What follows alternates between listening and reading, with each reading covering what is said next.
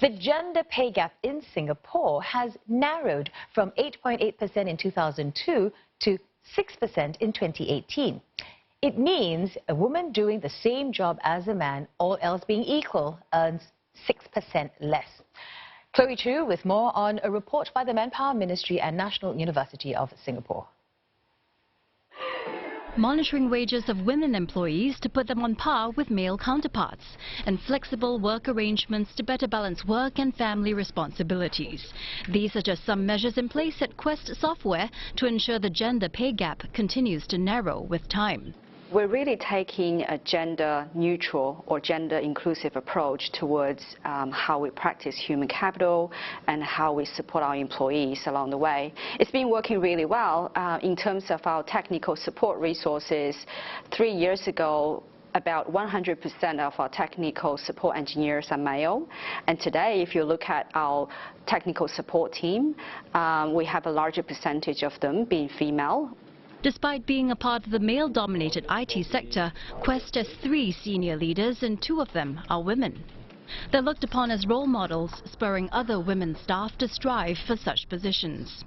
Quest is one of the many companies that has adopted initiatives to ensure gender inclusivity in the workplace.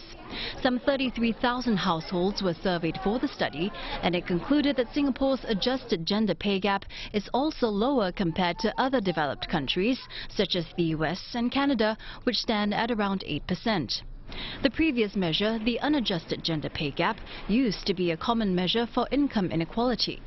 But the ministry says the adjusted measure is a more comprehensive comparison between a woman and their direct male peers. This means data was collected from individuals with similar characteristics such as education level, occupation, industry and age. One HR expert says this narrowing gap could have a positive impact on the economy.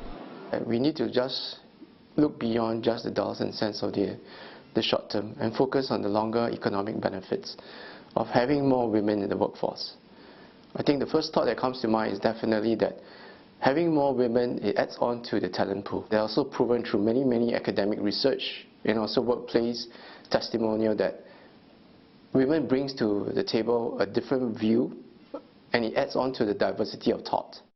Experts say to achieve a near-zero gap might take many more years. Employers can play a bit of a role, especially a lot of very lucrative industries and occupations, which the report also talks about, are still male-dominated. But part of that is because of the kind of culture that might be there. It's this kind of very bro-y culture that you might find in tech or in finance, this idea of you work very hard, but you play harder.